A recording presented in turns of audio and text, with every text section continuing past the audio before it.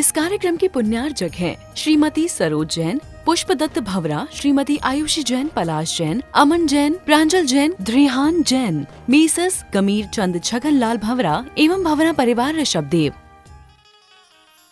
महावीर ने कहा कि हे राजा श्रेणिक, वह ऋषभदेव का जीव प्रथम तीर्थंकर, आद्य तीर्थंकर, पूर्व पश्चिम देश में गंधिला नगरी में महाबल नाम का राजा था। उसके 4 मंत्री थे, संभिन्नमति, शतमति, स्वयं बुद्ध। ये 4 मंत्री में से 3 मंत्री तो मिथ्या दृष्टि थे, एक स्वयं बुद्ध ऐसा था जो सम्यक की सलाह है राजा महाबल को दिया करता, महाबल को रास्ता देता था। ध्यान रखना, मित्र ऐसे होना चाहिए, महामंत्री ऐसे होना चाहिए जो सही सलाह, उचित सलाह प्रदान करते हैं। राजा लोग सलाह पर जिया करते हैं। वैसे राजा महाबल इतना शूरवीर, इतना दानी, इतना ज्ञानी, इतना धैर्यवान था कि उसे किसी मंत्री की सलाह की जरूरत नहीं थी। लेकिन मालूम है ना, जब भगवान को वैराग्य होता है, लोकांतिक देव आके उसकी अनुमोदना करते हैं, वो भगवान को वैराग्य दिलाते नहीं हैं। मंत्री जो था स्वयं बुद्ध, वो महाबल राजा को सलाह नहीं देता था, उनकी सलाह की प्रशंसा किया करता था। महाबल का जन्मदिन आया, जन्मोत्सव हो रहा था। राग रंग में डूबे महाबल राजा, ज्ञान सभा की गई। तीनों मंत्रियों ने नास्तिकवाद का प्रस्ताव रखा। कोई ईश्वर नहीं होता है, कोई कर्म नहीं होते हैं, कोई पुनर्जन्म नहीं होता है, कोई किसी से कुछ लेता देता नहीं है। आज के बच्चे भी ये कहते हैं ना, किसने स्वर्ग देखा, किसने मोक्ष देखा, कौन जानता है, कहां का भगवान। मंत्रियों ने भी यही सलाह दी। स्वयं बुद्ध ने सब मंत्रियों के उसके पक्ष का विपक्ष लिया और उन्होंने राजा महाबल को एक उचित सलाह प्रदान की कि भगवान, हे महाराज, हे सम्राट, तुम सम्राट बने हो तो धर्म की बदौलत, तुम न्याय प्रिय बने हो तो धर्म की बदौलत, तुम राजा बने हो तो धर्म की बदौलत। आज तुम्हारे पास जो भी है ना डूंगरपुर वालों, वो तुम्हारी बदौलत नहीं, वो धर्म की बदौलत हुआ करता है। ध्यान रखना, एक बात याद रखना, तुम्हारे पास जितनी भी दौलत है, लोग कहते हैं ना, जैन लोग बड़े दानवीर होते हैं, जैन भिखारी नहीं होता है, जैनों के पास बहुत पैसा है। ये पैसा तुम्हारे पूर्वजों ने, तुम्हारे पुरखों ने न्याय, नीति और धर्म से पालन करना सिखाया। जैन क्यों है धनवान? क्योंकि जैन वह है जो मांसाहार नहीं करता है, इसलिए धनवान है। जैन वह है जो शब्द व्यसन में लीन नहीं है, इसलिए धनवान है। नहीं तो तुम्हारा आधा पैसा मांस में जाता, शराब में जाता, व्यसन में जाता। आज जैन समाज यदि संपन्न है ना, तो हमारे ऋषभदेव ने हमें व्यसन मुक्त जीना सिखाया है, इसलिए किसी के सामने हम हाथ फैलाते नहीं। बोलो ऋषभदेव भगवान की। हाथ नहीं फैलाना। मान्यवर, सब्जी महंगी है कि मांस महंगा होता है? मांस महंगा होता है। अपन जैनी क्या खाते हैं? अभी छोटे छोटे बच्चे थे, मैंने कहा बच्चों तुमने क्या खाया? बोले मूंग की दाल और रोटी खाई। मैंने कहा सब्जी नहीं खाई? बोले नहीं खाई। अरे मैंने कहा सब्जी क्यों नहीं खाई? बोले अच्छा नहीं लगता है। एक बोला मैंने खाई, एक बोला ये आलू खाता है, आलू। बाहरे जैन समाज, यदि मुनियों के सामने बोल दो आलू खाता है ना, तो ऐसा अपमानित होता है, ऐसा अपमानित। वो बच्चा अपमानित हो गया। उसने कहा नहीं महाराज, मैं रोज नहीं खाता हूं, संडे के संडे आलू खाता हूं। मैं देख रहा था उन बच्चों से बात करते भी उपदेश बन जाता है। मैंने कहा हमारा बच्चा कह रहा कि तोरई खाई, लौकी खाई, क्या बोलते लौकी को? ऑल इंडिया वो केवल तुम्हारे बागड़ में ही मिला जाता है। मेरे पास आए, बोले आल। मैंने कहा आल क्या होता है? बोले ये वो माल है जो ऑल इंडिया मिलता है। किसी भी प्रांत में जाओ, कुछ मिले या ना मिले, लौकी तो जो स्वाद लौकी में वो आलू प्याज में थोड़ी है मेरे पास। बस महिलाओं से निवेदन करूंगा, आप बनाने की कला सीख लो। जो कहते ना हमारे बच्चे आलू बिना नहीं रहते, प्याज बिना नहीं रहते, लहसुन बिना नहीं रहते, ये उनके ही बच्चे रहते हैं जिनकी माताओं को आल अच्छे से बनाना नहीं आती है। तोरई अच्छे से बनाओ, बच्चे आलू नहीं खाएंगे। एक बात बताओ डूंगरपुर वालों, जिस दिन तुम्हारे घर में गुरुदेव के आहार होते हैं, समझना उस दिन उनका शेष अन्न जो होता है वह खाने में कैसा लगता है? बोलो। बारात के भोजन का स्वाद एक तरफ और गुरुओं के प्रसाद का स्वाद एक तरफ हुआ करता है। क्यों? उसमें भक्ति है, उसमें आलू प्याज बैगन नहीं है। और हमारे बच्चे, मैं जिन घरों में आहार को जाता हूं, महाराज एक गिलास ले लो, प्रसाद बन जाएगा। प्रसाद 56 भोगों को याद नहीं दिलाता है। क्यों आता है इतना मधुर स्वाद? क्यों मुनियों के उबले हुए भोजन में भी क्यों पूरा घर उस दिन तुम्हारा लौकी खाने बैठ जाता है? एक बच्चा है, मैंने कहा तुम्हारे यहाँ आलू बने? बोले नहीं बने। मैंने कहा क्यों? बोले इसलिए नहीं बने कि आज हमारे घर में गुरुदेव के आहार हुए हैं, हमारे घर में आलू बने नहीं, प्याज नहीं बना, हमारे यहाँ सात्विक भोजन बना। किसमें आनंद है? गुरुओं का उबला हुआ भोजन भी स्वादिष्ट लगता है, क्योंकि उसमें भोजन भोजन नहीं होता है, मिर्च मसाले नहीं होते हैं, उसमें भीतर का प्रेम हुआ करता है। तो हमारी समाज ने एक पहचान बनाई है।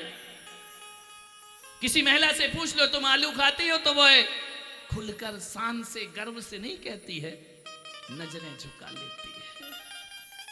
इसका मतलब है कि हमारी समाज के धनवान होने का कारण यही है कि हम अभक्ष का भक्षण नहीं करते हैं, हम शराब का सेवन नहीं करते हैं, हम मांस का सेवन नहीं करते हैं, और जो भी पैसा बचता है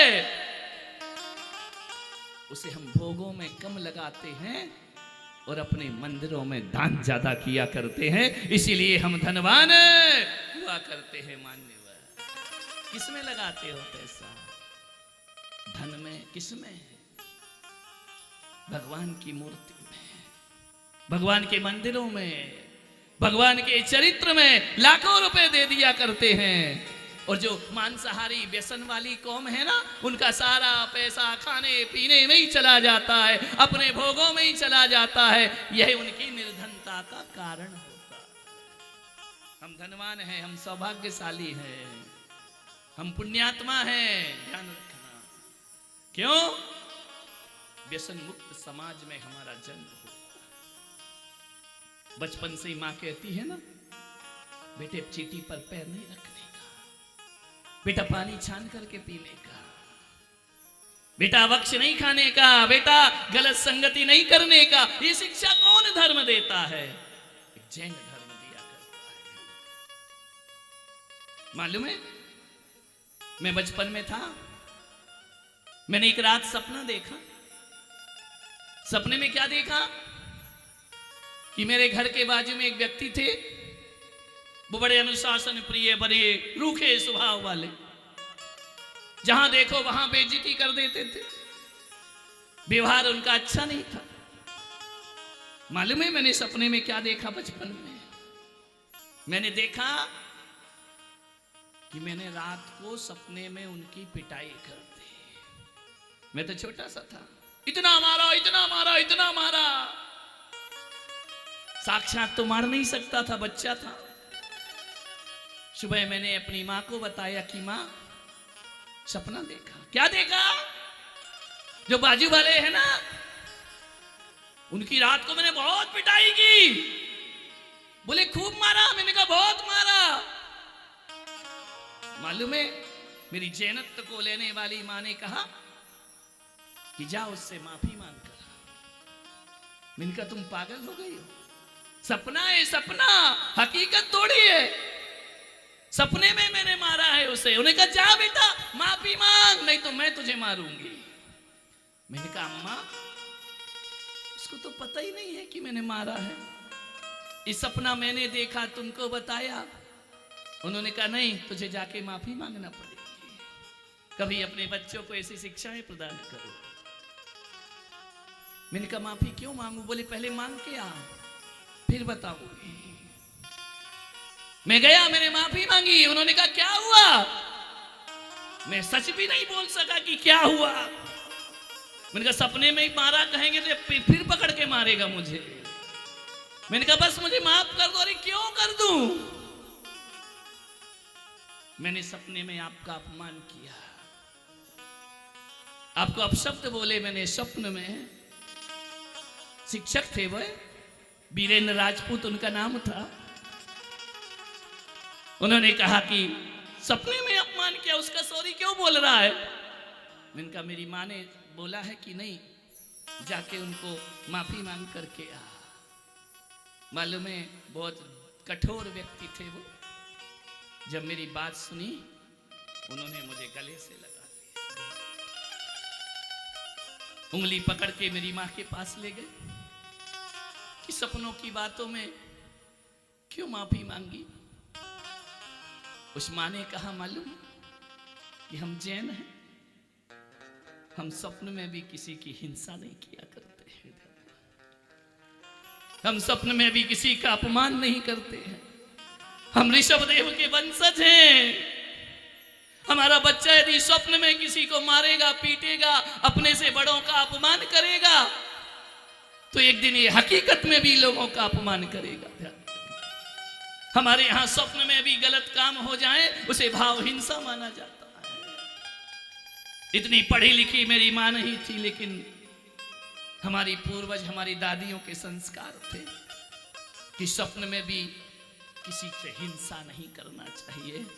बताओ डूंगरपुर वालों, इतना पवित्र धर्म इस भारत में कोई दूसरा हो सकता है? दुनिया में लाखों धर्म हैं, लेकिन क्षमावाणी तो केवल जैनों के पास है, संवत्सरी तो जैनों के पास है। हम अपने अपराधों की क्षमा मांगते हैं, ये ऋषभदेव का धर्म है। दूसरों को क्षमा करना और खुद क्षमा मांगना। क्षमा से हमारा धर्म शुरू होता है, क्षमा से समाप्त हो जाता है। ऐसे पावन धर्म में हम पैदा हुए। एक पत्रकार ने बोला कि आप अपने जीवन का सबसे बड़ा सौभाग्य किसे मानते हैं? मैंने कहा मैं जिन कुल में पैदा हुआ, ये मेरे जीवन का सबसे बड़ा सौभाग्य हुआ करता है। जिन शासन में, भारत देश में मेरा जन्म हुआ, ऐसे कुल को प्राप्त करके आए हम अपने चरित्र को महिमा मंडित करने का प्रयास। जैन हैं हम, जैनी हैं। ऋषभ कथा के बाद वो परिवर्तन आना चाहिए कि सांझ ढलते ही हमारे रसोई की दरवाजे बंद हो जाना चाहिए। मैं जानता हूं इस समय मुझे नहीं बोलना चाहिए, संध्या का समय है, इस समय हमें उपदेश नहीं करना चाहिए, लेकिन कभी कभी सोचता हूं कि मैं उपदेश करूंगा, वो हजारों लोग आकर बैठेंगे, रसोई घर अपने आप बंद हो जाएंगे, जैन धर्म जीवंत हो जाएगा। बोलो ऋषभदेव भगवान की। छोटे छोटे बच्चे फटफट भोजन कर लिए, मेरे पास आए, खाना खा लिया? खा लिया। क्यों? ऋषभ कथा में जाना है। ये परिवर्तन है जीवन। नहीं तो अभी क्या कर रहे होते? वही चल रहा होता। अभी तो रोम दिख रहे हैं, अभी तो रेखाएं दिख रही हैं, थोड़ा और खा लेते हैं। संत के पास पहुंच जाओ ना तो मोह कीच माया से बाहर निकल जाते हैं। इस समय घर परिवार को छोड़कर ठंडी में कोई शाल ओढ़ कर बैठी है, कोई जुराबे पहनकर आई है, लेकिन धुन क्या है, कहां जाना है? ऋषभ कथा में अभी पूरे डूंगरपुर में यही चल रहा है। जिस घर में देखो महाराज की चर्चा चल रही है और कोई दूसरी बात नहीं चल रही है, उनके जीवन की चर्चा। जो देखो वो साधु के रंग में डूबा हुआ है। इस समय इतने लोग 1000-1000 रुपए दो ना तो भी आने वाले नहीं है, 10-10 हजार दो तो भी नहीं आएंगे। आज यहाँ आकर के बैठे हैं तो पुलक सागर के लिए नहीं, अपने ऋषभ देव का पावन चरित्र पान करने के लिए आप यहाँ बैठे हुए। मान्य ये स्वाद सबको नहीं लगता है, विचार करिए। इस कार्यक्रम की पुण्यार्चक थे श्रीमती सरोज जैन, पुष्पदत्त भवरा, श्रीमती आयुषी जैन, पलाश जैन, अमन जैन, प्रांजल जैन, ध्रिहान जैन, मीसस गमीर चंद छगन लाल भवरा एवं भवरा परिवार ऋषभ देव।